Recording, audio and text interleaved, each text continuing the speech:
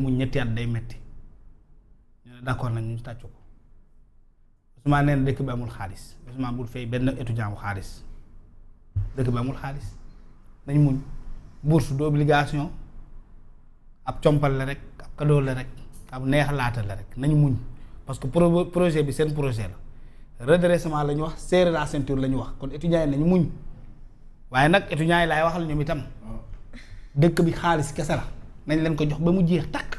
bàyyi déglu ma rek bàyyi ma étudiants yi projet bi seen projet la da ngeen xeex nekk ci naaj bi di dóorante guddeeg bëccëg dëkk bi dafa am pétrole am gaz ñu koy jaay ñu ciy jël suñu wàll recettes yi rek te 2000 et poussière la ñu wax sànq yaa ngi koy fàttali kon dëkk bi manqué wul xaalis mënoo leen wooteel Ousmane Sonko cotiser ko ba mu falu cotiser ko ba mu nekk député cotiser ko ba mu nekk maire cotiser ko ba mu nekk premier ministre cotiser ko ba mu fal ay ministre ay député ba fal président de la république ba am na ko wax ne moom am na 9 milliards de fonds secrets 9 milliards moom moo waxoon ne caisse président bi mu yor yooyu dañoo xaraam ñoom ñu continuer di am privilège yooyu ñuy tey seen bourse wàcc leen ci mbedd mi xeex ak Ousmane Sonko mu jox leen seen xaalis. lii de mooy demande conseil à ton ennemi et fait le contraire. moo ma jaaxal mais man conseil laa leen di jox. moo ma jaaxal wax leen lu ñu xam lu xew ci dëkk bi. ça c'est quel genre de dëkk bi xaalis kese la da nga may déglu étudiant yi laay wax dëkk bi xaalis kese la kenn mais yow da ngaa mos a dégg étudiant yi na ngeen ma wax fan ngeen mos a dégg ne Ousmane Sonko otom panne na essence. président Bassirou Diomaye Faye avion bi yóbbu na ko ci benn dëkk ñu bloqué parce que kérosène bi dafa dañ ko mos a dégg. boo leen nee wàcc na ñu ne la incitation. non déedéet loolu du contre la République pour la bourse. c'est pour la bourse nañu wàcc réclamer seen bourse étudiant nag loolu la xam di xaalis bi seen xaalis la projet bi seen projet la ñoom ñi nga xam ne ñoo nekkoon ci kanam ils bénéficient de tous les privilèges ñu ne leen na ngeen patienté bañ leen Ousmane nag dëkk bi amul xaalis dañuy économiser dañuy serrer la ceinture kon bul faale étudiants yi parce que ñoom ci projet bi lañ bokk nga téye xaalis bi téye ko maintenant. Cheikh Tidiane. sa conseil bi doy waar di sa conseil boo doy waar. conseil bu doy waar nga joxe woon. loolu mooy conseil. waaw mais ñii seen diggante lan la mais xam nga benn jafe-jafe tam moo see nag. mooy ñoom booy xam nga benn jafe-jafe lañ mooy Ousmane Sonko buy wax ñoom dañ koy xool quoi. Bamba c'est dañ koy xool duñ ko déglu. Kandé dañ koy xool quoi. pour l'affaire de président qui reçoit les audiences là. xam nga Fatima man li ma gëm man serait difficile de me sortir du postulat que j'ai avec ces gens-là. Président, s'il veut reprendre son courage, reprendre son prestige présidentiel, sa dignité du premier des Sénégalais, s'il veut le contrôler, gis nga audience yi moom la waroon a mujjee. Il fallait commencer par le commencement.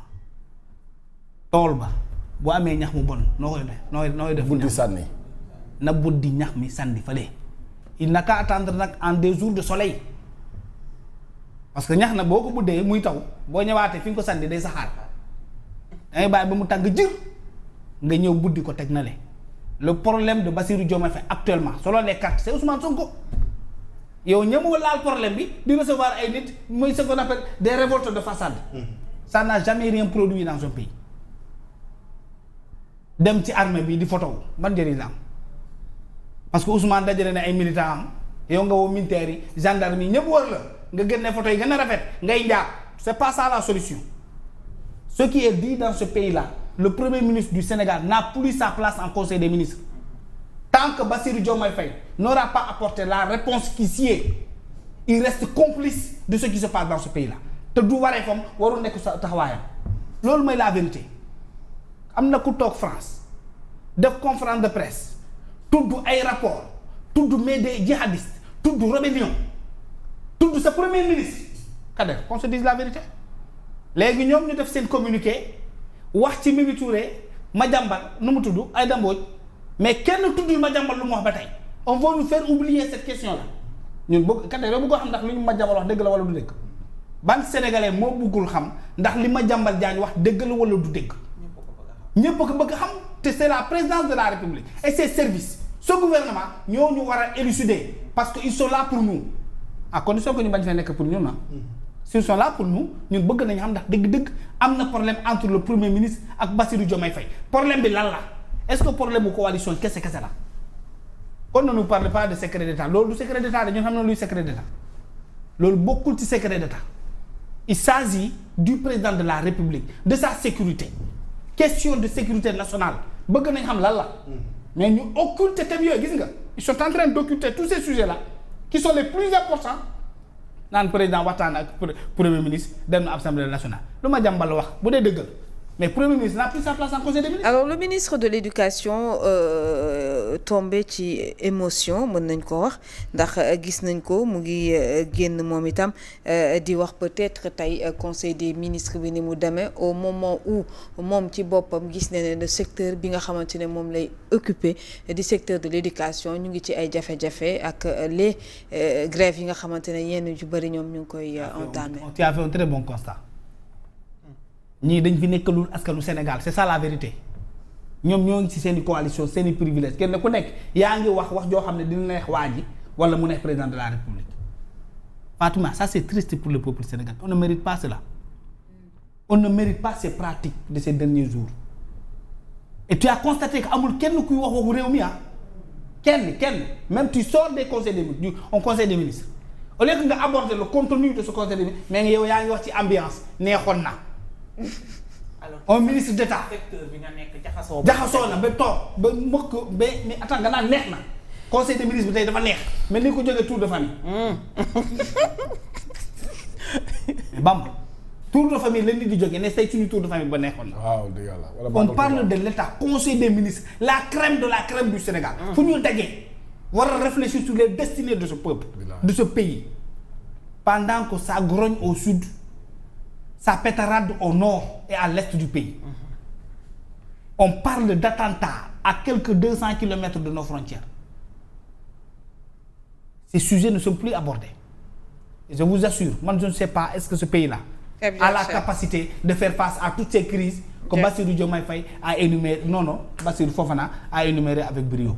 dinaa ñëw ci yow dinañ ñëwaat ci yow léegi Cheikh Tidiane alors Kader ci li nga xamante ne moom moo nekk mu mel ni instant bi mbirum enfantillage dëgg la ñu nemmeeku au sommet ci li nga xamante ne tey jii moom lañ nemmeeku le président mooy Sonko mooy Diomaye du moom loolu amul voilà leneen la génn ku ci mel ni le député Bara Ndiaye mi nga xamante ne jamono ji mu ngi génn fu nekk lay wax ci li nga xamante ne waxtaanee nañ ko ci biir conseil des ministres boobu on a vu également le communiqué bu bureau PASTEF bi gis nañ ne ñenn ñi am na ci ñoom ñu ko xotti itam. Fatima. On est dirigé par des incapables. On est dirigé par malheureusement des gens ignorants ñi nga xam ne xamuñu lan moom mooy secret d'état lan mooy état lan moom mooy pouvoir naka lañ koy gérer gis nga doole du fowukaay état du fowukaay pour plaire ay tierces personnes tax lu xew nga génn wax ko di nga wax ba wax musiba ñii xamuñu ci lu ñu yor ñii ay xale la ñu yor pouvoir di fow ak moom xamuñu dëggantaan ci lu ñu ne il faut vraiment quelqu'un pour leen mën a wax ni arrête les affaires de l'État nañ ko gérer dans la plus grande discrétion les affaires de leur parti bu leen neexee ñu rendre ko public et kenn rek moom moo seul responsable c'est le président de la République si le président moom xamatul dëggantaan pouvoir bi ko yàlla jox ak bi ko Sénégalais yi dénk mais de grâce il n'est pas obligé de continuer le mandat. mais le président ci foofu lan la fa def tam en fait. il n'est pas obligé de continuer le mandat. c'est-à-dire. mais ma foofu laa jëm. bëgguñu ko. non su fekk. voilà non xaaral dafa am lu ci nekk. non franchement quand même. non attends. mais dañoo mës a dénoncer salle des banquiers ñu fay recevoir ay politiciens dañ ko mës a